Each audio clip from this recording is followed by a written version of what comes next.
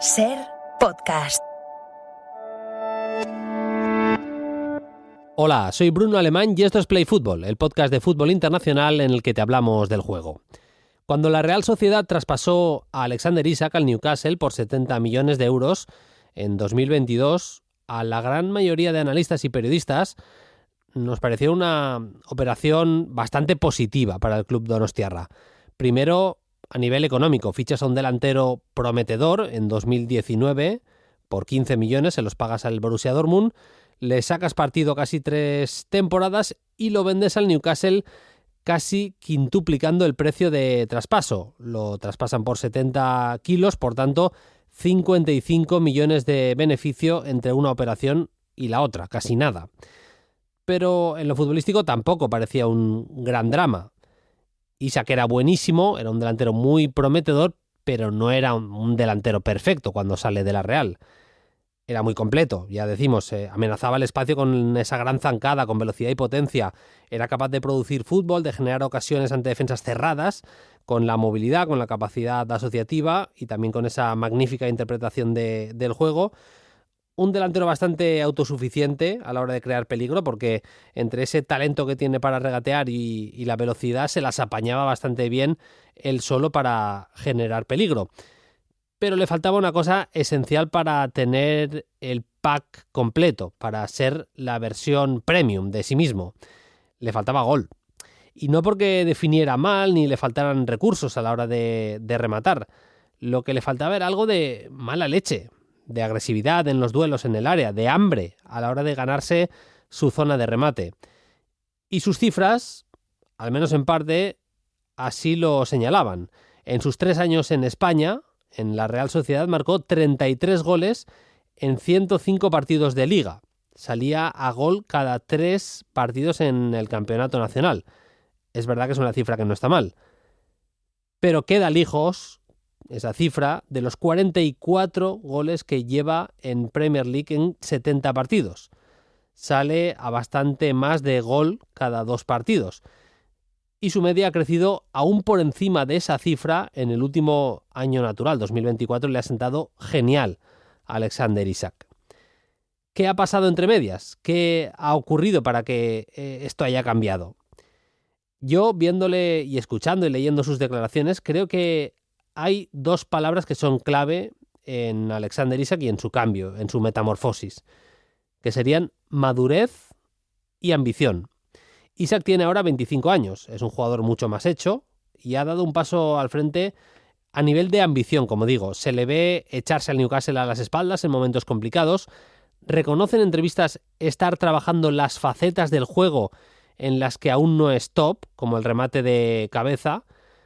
Isak es verdad que antes era ese delantero que hacía bien todo, pero que no le daba tanta importancia a acabar, a definir bien las acciones, al hecho de cambiar el marcador, y ahora ya no le da igual, ya no se conforma con hacer grandes jugadas, ahora quiere pesar en los marcadores, buscar hasta el último momento seguir desmarcándose, ser mucho más agresivo en los duelos en el área. Ahora tiene a lo que llaman pundits, los comentaristas exjugadores de la liga inglesa, enamorados, y su nombre empieza a ser relacionado con candidatos a ganar la Champions.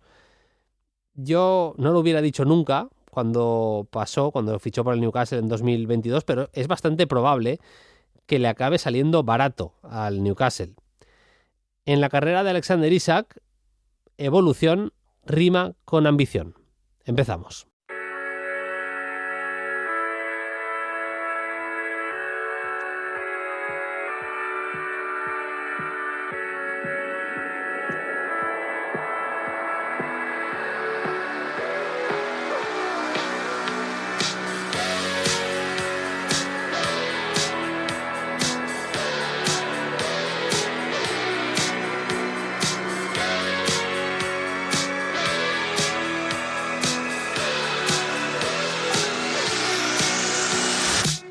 Nuevo episodio de Play Fútbol, primero del año. Feliz año a todos, quedáis ya felicitados desde la familia de Play Fútbol. Vamos analizar muchas cosas muy interesantes de las que han ocurrido este fin de semana. Vamos a hablar de la segunda victoria consecutiva del Manchester City contra el West Ham, del nuevo Milan de Sergio Conceição. Evidentemente le meteremos mano a ese empate a 2 entre Liverpool y Manchester United en el clásico inglés disputado ayer en Anfield, y también a la victoria del Paris Saint-Germain por 1-0 contra el Mónaco en la Supercopa, en este caso en Francia. Pero vamos a arrancar, como hemos dicho, hablando de Alexander Isak, de uno de los delanteros que está viviendo un mejor momento, porque es un futbolista, como decíamos, completísimo, que es una amenaza al espacio, que es una amenaza al contraataque, pero que también te genera muchísimo fútbol en espacios reducidos cuando tiene que asociarse, y sobre todo que ha crecido mucho. Su movilidad es fundamental en su fútbol, pero ahora empieza a ser ya un delantero que se mueve bien en el área, que ya no solo es feliz cuando tiene que caer a bandas, salir del área, salir a los apoyos, a recibir fuera del área. Él también es feliz dentro del área, como lo demuestra su último gol, el que marcó en el Tottenham Stadium ante el equipo de Postecoglou para darle la victoria al Newcastle. Un gol de delantero de área, de seguir la jugada, de tener ese olfato goleador, y ahí está el principal cambio en la figura del delantero, de Alexander Isak, que además juega en una selección sueca a la que tenemos muchas ganas de ver desde hace un tiempo, porque junta ahí a Alexander Isak y a Víctor Gyökeres, dos de los delanteros de moda en el panorama europeo, y por qué no decirlo, dos delanteros por los que se van a pegar, y si no ahora lo vais a escuchar, los equipos grandes, los equipos top en los próximos meses. Hemos invitado al episodio de esta semana a Pablo Montaño, nuestro corresponsal de la SER, también de Diario AS en Inglaterra, para hablar un poquito precisamente de eso, de los números que está teniendo Alexander Isak en las últimas semanas, de su evolución y de cómo está empezando a llamar la atención, como digo, en los equipos grandes. Nos vamos hasta Inglaterra. Hola, Pablo, ¿qué tal? Muy buenas. Muy buenas, Bruno, ¿qué tal? Podemos decir que el 13º tanto de Alexander Isak en esta Premier no ha sido el más vistoso de todos, pero bueno, le sirvió para darle los 3 puntos al Newcastle en su visita al norte de Londres contra el Tottenham, y también para marcar por 7ª jornada consecutiva. En total son 14 goles los que lleva entre todas las competiciones el sueco, y ya es tercer máximo goleador de la Premier actualmente, tan solo por detrás de Salah y de Haaland. Viene además de hacer una temporada 23-24 absolutamente increíble, en la que marcó 25 goles, 21 de ellos en Premier, y terminó como tercer máximo anotador de la Premier, tan solo por detrás en ese caso de Haaland y de Palmer. No se entiende la candidatura de Champions del Newcastle sin él, y al mismo tiempo este rendimiento hace pensar que va a haber muchos clubes interesados en ficharlo. Un jugador que el Newcastle incorporó en 2022 desde la Real Sociedad por 70 millones de euros. El problema para esos clubes interesados es que informó hace unos días el Telegraph que el Newcastle se resistirá al intento de fichar a Isak, porque ha tasado al sueco en 150 millones de libras, unos 180 millones de euros, para ahuyentar a posibles pretendientes. El pasado verano el Chelsea ya intentó ficharlo, pero el Newcastle bloqueó las negociaciones porque pidió esos 150 millones de libras.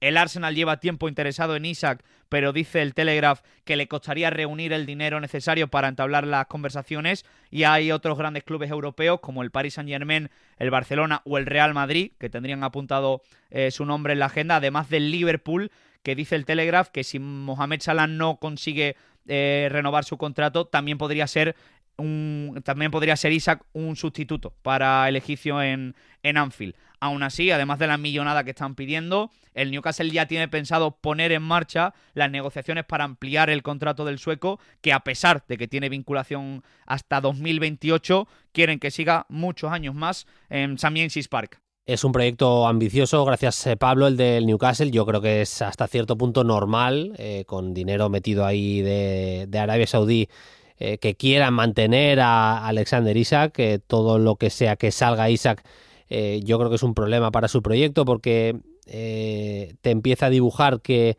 la curva ya no es tan ascendente, o deja de ser ascendente para ser descendente, y por tanto ahí empiezas a tener un problema a la hora de ser un reclamo para los grandes cracks. Para mí tiene un muy buen equipo, el Newcastle está muy bien entrenado también, con Eddie Howe y compañía, pero al mismo tiempo, si se va Isak, es un golpetazo importante para un Newcastle que, eso sí, ya ha dejado claro que si se va va a ser sacando tajada de la operación, sacándole a la operación pues casi 100 millones respecto a lo que pagaron por el futbolista cuando lo firmaron de la Real Sociedad.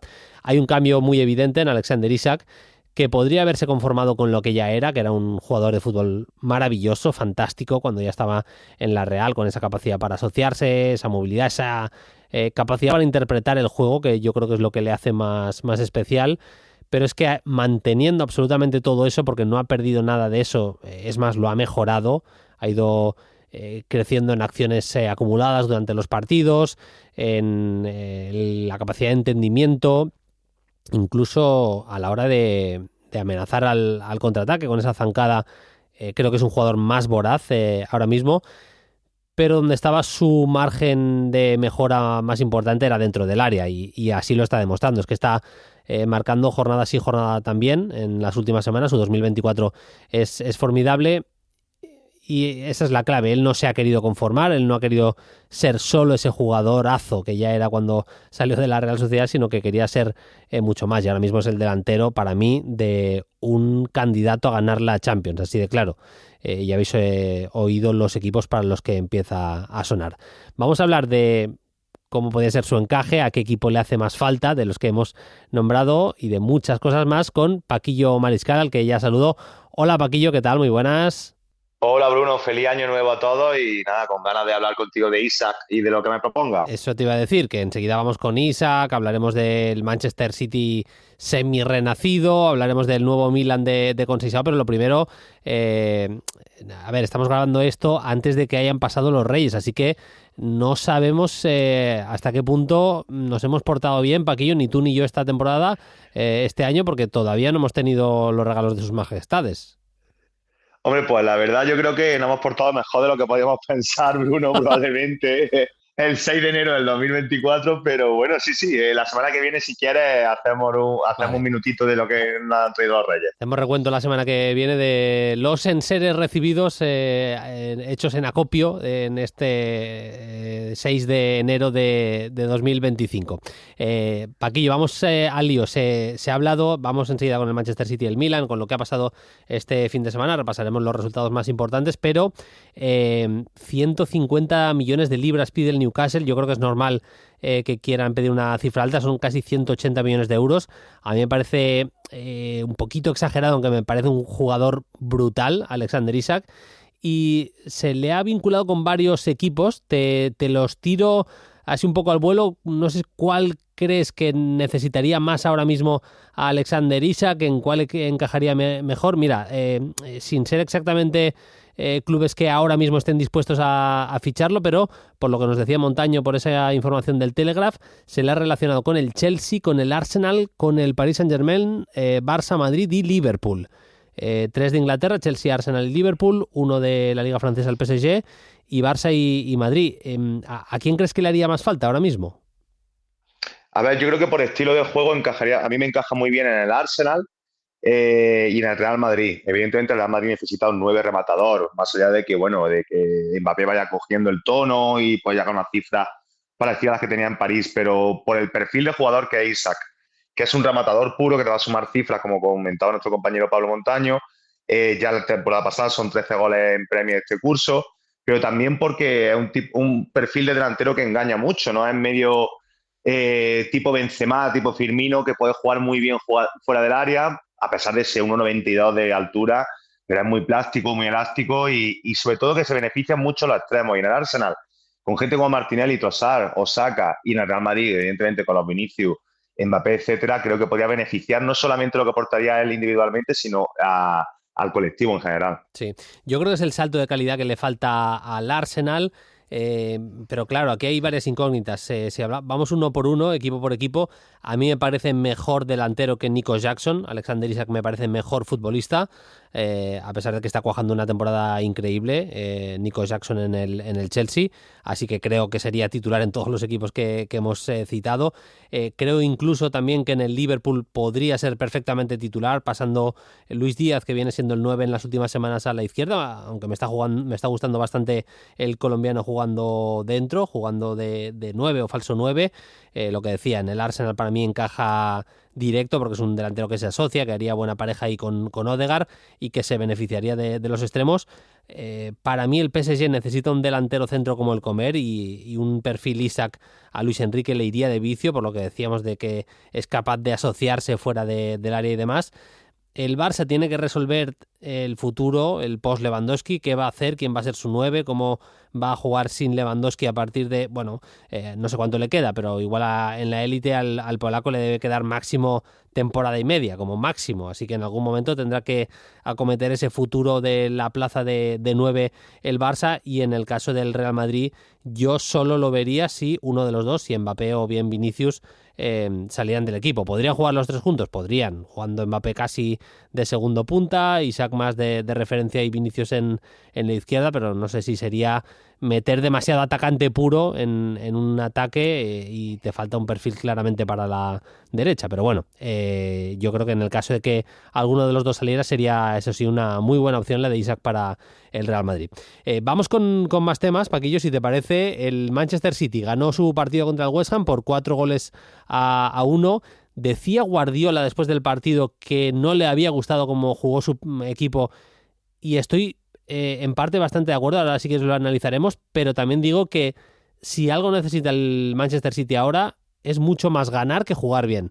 Y lo explico rápido, o sea, más allá de que jugara mal los partidos, que jugara en tramos rematadamente mal el Manchester City en la racha negativa, una de las cosas que le pasaban es que era un equipo absolutamente falto de confianza, que le tosían y se caía al suelo, y eso al menos ya no está pasando. Los equipos le llegan, pero no simplemente llegándole no le marcan goles, como pasaba hace unas semanas, y por eso digo que ganar, que ir sumando, que ir acercándose también a las plazas de arriba, Paquillo, me parece tan importante.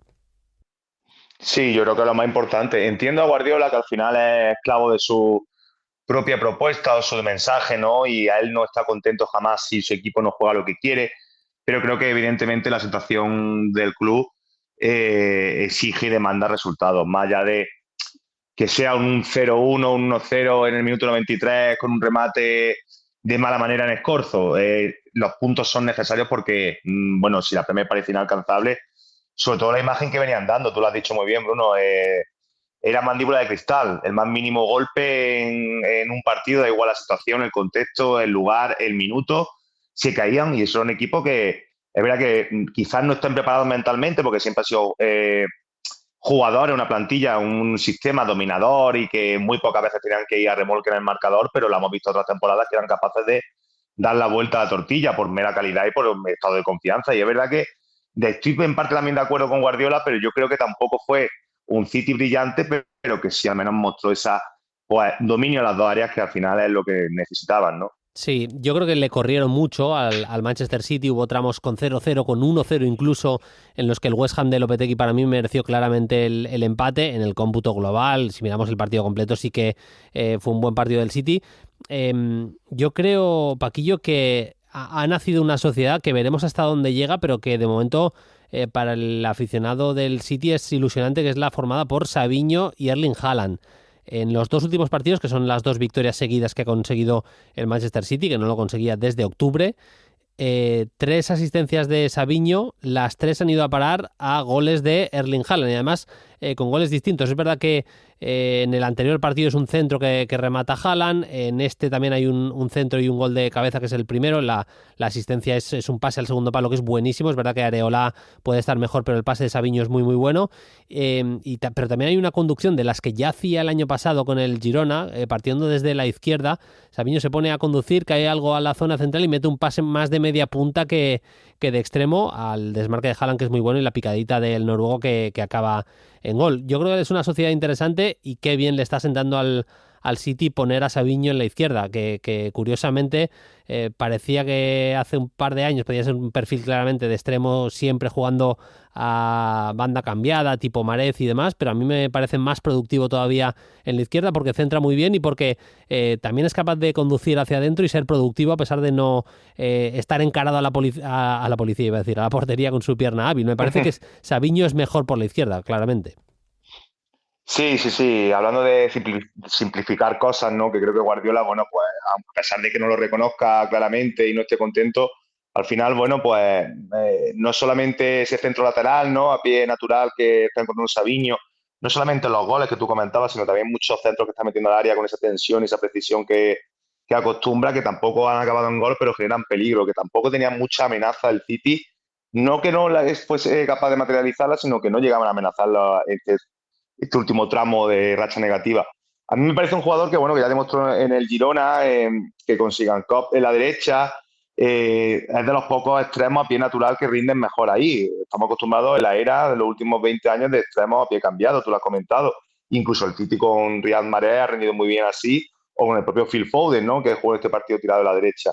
Yo creo que puede encontrar esos mecanismos para simplificar ciertas cosas del juego, para llegar al gol de una forma, una ruta más clara, Bruno, más viable, y al final, bueno, pues a partir de ahí coger aire, coger confianza, porque si encuentras en esta sociedad algo productivo, el resto se va a sentir más cómodo. Y también creo que hay que romper una lanza a favor de tu querido Kovacic, que yo al principio decía que no acababa de habituarse a lo que pedía Guardiola en su estilo de juego, pero fíjate, Gundogan suplente este partido, yo creo que al final el croata, el que más alejado está de la corriente negativa, creo que es un tipo por su nacionalidad y por todo, un poco más frío, que es capaz de aislarse un poco más y casi siempre, incluso la racha negativa, ha dejado buenos minutos. Estoy de acuerdo que ha mejorado el City con la entrada, con el regreso después de la lesión de Kovacic, y también es cierto que está jugando cuando tiene la pelota el City Rico Lewis muy cerquita de Kovacic, y también le está dando eso soluciones con balón al equipo de Pep Guardiola. Por cierto, que si no lo digo reviento. Es cierto que el West Ham está decepcionando, es cierto que el trabajo de Lopetegui no está siendo bueno, leía un tuit de Paquillo y estoy muy de acuerdo. También es cierto que está viviendo unas circunstancias en lo personal jodidas en las últimas semanas. Ha perdido a su padre, una persona que para él fue muy, muy importante en su vida, obviamente, pero también incluso en su carrera, como le ha marcado.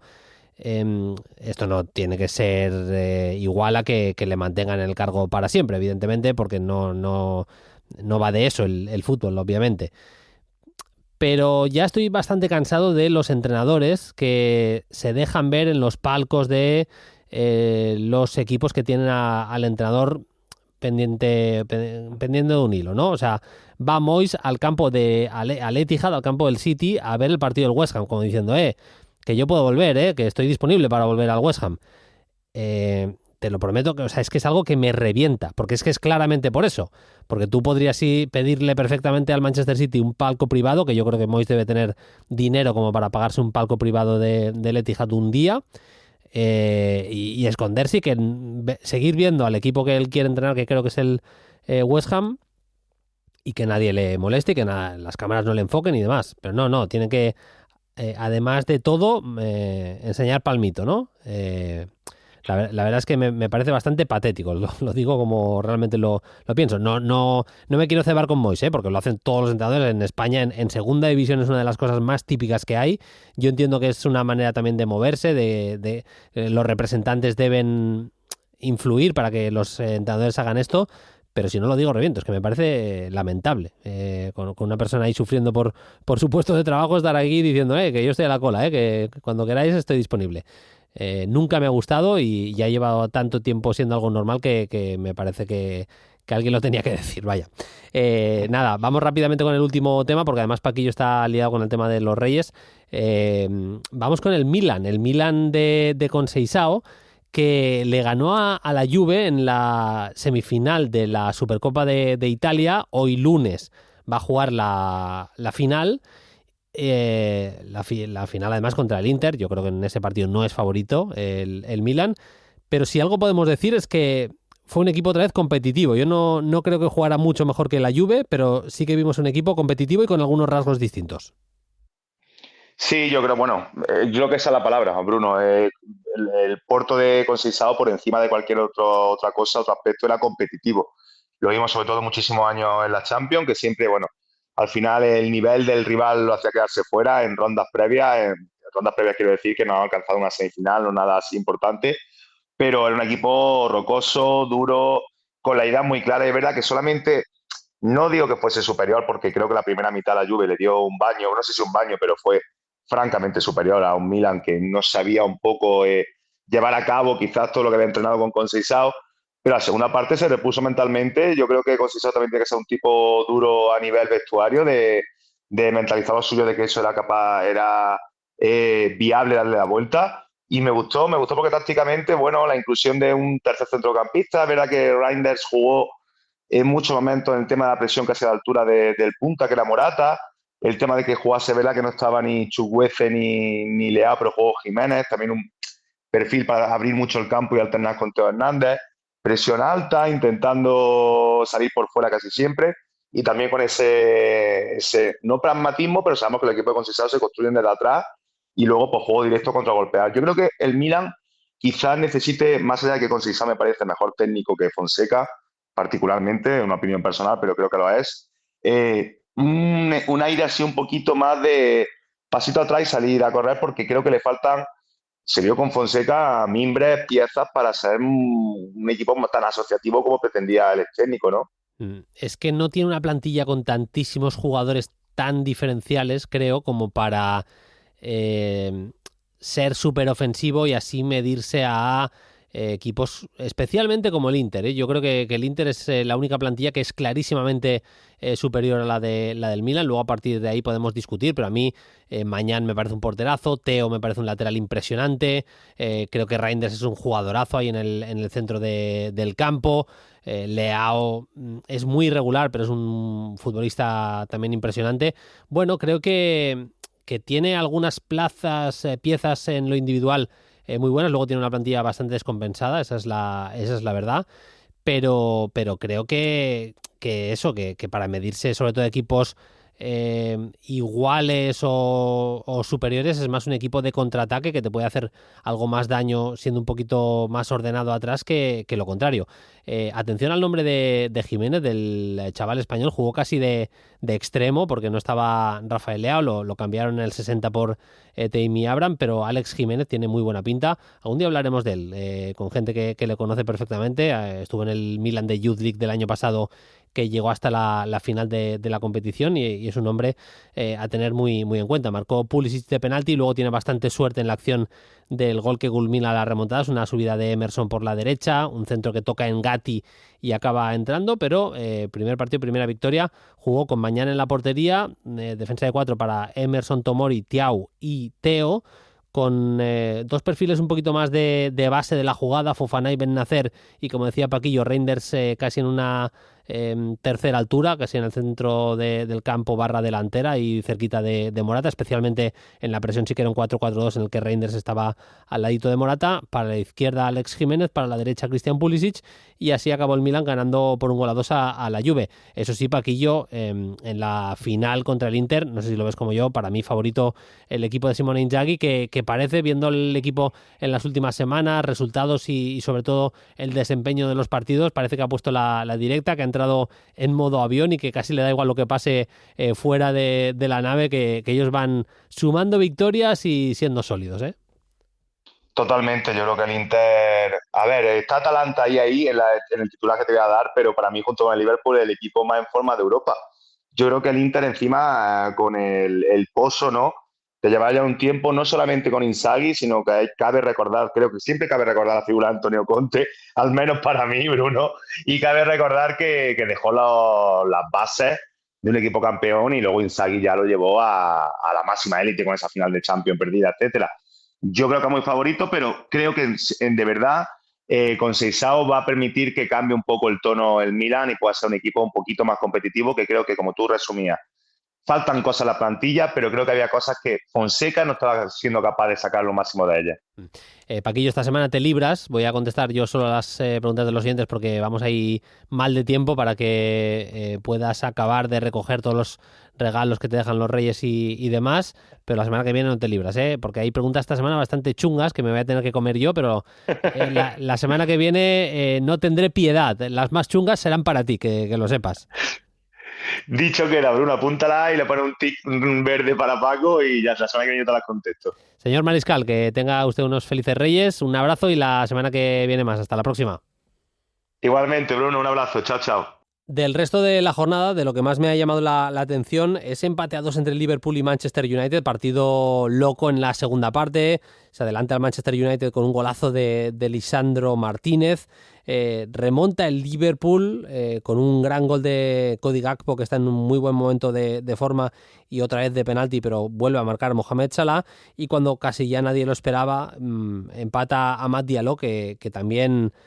hay que seguir a este chico, está en los momentos más importantes, le ha marcado al Tottenham, al Manchester City y al Liverpool en las últimas semanas y bueno, es un futbolista que ha dado un paso al frente clarísimo desde la llegada de Amorim al banquillo del Manchester United. Cositas de ese partido, partidazo otra vez defendiendo el área de Virgil van Dijk, del defensa del Liverpool. No podemos decir lo mismo de Trent Alexander-Arnold. No sé si algo obcecado pensando en su futuro o qué, pero no tuvo el mejor día, ni mucho menos el lateral derecho del Liverpool. Y en el Manchester United destacar, más allá de ese gol de Diallo, entró bastante bien al partido Garnacho, que había tenido problemas con algún partido en el que se había quedado fuera de la lista de convocados, pues generó bastante peligro. Es verdad que en ese lado débil del Liverpool, haciéndole bastante daño a la espalda o directamente yendo a por Trent Alexander-Arnold en el duelo directo. También buen día para el Paris Saint-Germain en este caso, que ganó por 1-0 al Mónaco. Asistencia de Fabián, que fue suplente. Jugaron como titulares Vitinha, Joao Neves y Warren Zaïre-Emery en el centro del campo del equipo de Luis Enrique. Entró en el tramo final Fabián Ruiz, y una muy buena jugada de Mayulu desde el sector izquierdo en el que habilita a Fabián, una acción sin balón del centrocampista andaluz sensacional, acaba en un pase casi de la muerte y el gol de Ousmane Dembélé. Del partido me gustó que jugó Dembélé de falso 9 y volvió a tener minutos más que positivos. Jugó Kang-in Lee en la banda derecha, la banda zurda para Desiré Doué, y el que hacía más bien de falso 9 era Ousmane Dembélé. Es verdad que esto lo cambia en el tramo final de partido, a pesar de que le funciona y que el equipo de Luis Enrique es bastante superior durante todo el encuentro al Mónaco. En ese cambio de piezas final, mete a Gonzalo Ramos de referencia arriba, y lo que hace es escorar algo más a Dembélé en la banda derecha, y así es como acaba llegando el gol. A pesar de que fue muy muy superior, el PSG lo acaba ganando por la mínima. Gran partido de Con, del meta del Mónaco, pero victoria del PSG en Qatar, porque sí, la Supercopa de Francia se jugó en Qatar, en el estadio 974, y la ganó el equipo de Luis Enrique. Esto, lo más destacado o lo que más me ha llamado la atención del fin de semana. Vamos a cerrar ya con las preguntas de los oyentes.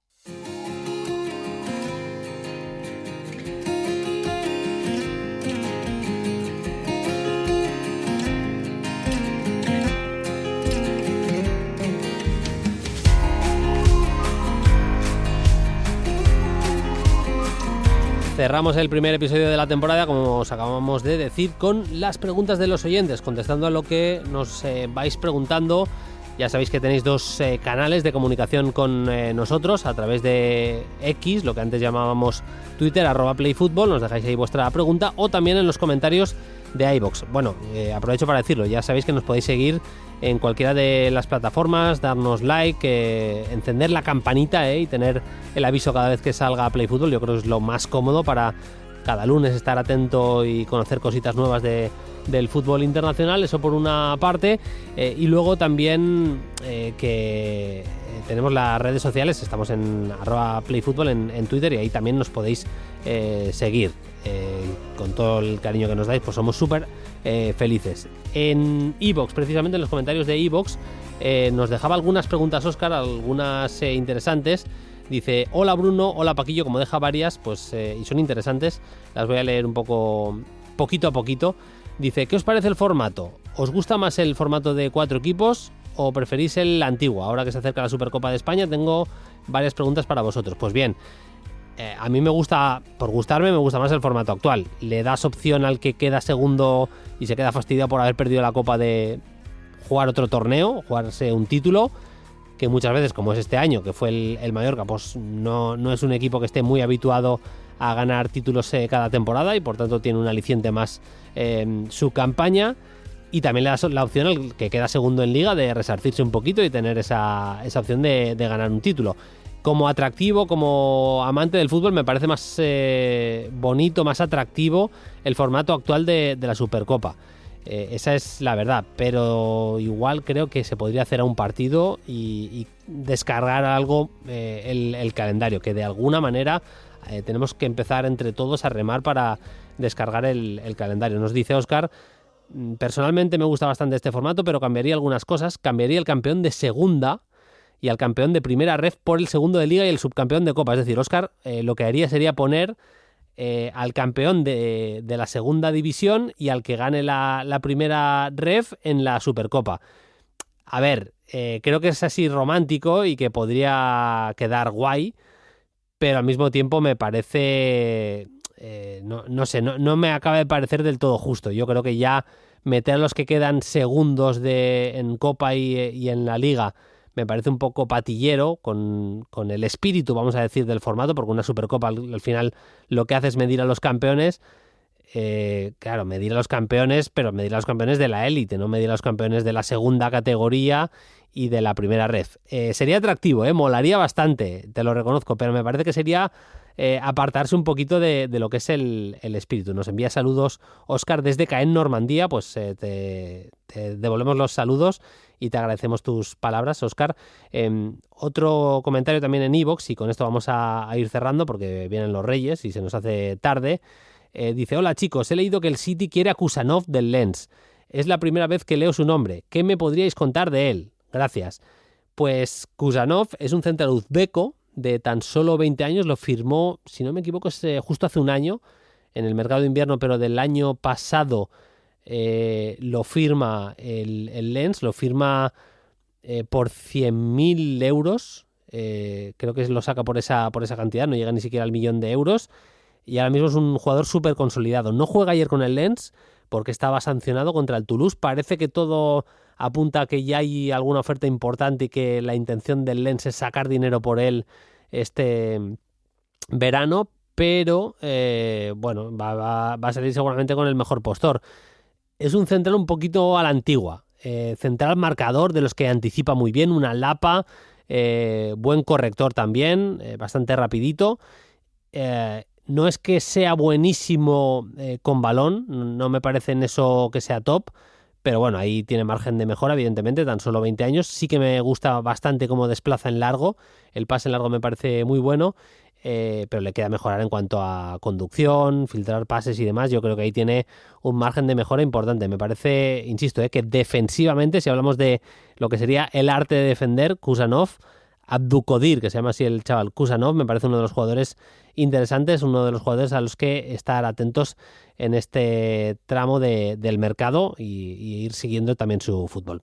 Pues nada, con esto nos vamos, no hay tiempo para más Play Fútbol la semana que viene. Volveremos con un nuevo episodio el siguiente lunes. Hasta entonces, sed felices, adiós. Suscríbete a Play Fútbol. Todos los episodios y contenidos adicionales en la app de Cadena Ser y en nuestros canales de Apple Podcast, Spotify, iVoox, Google Podcast y YouTube.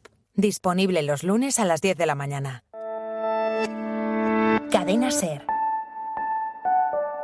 La radio.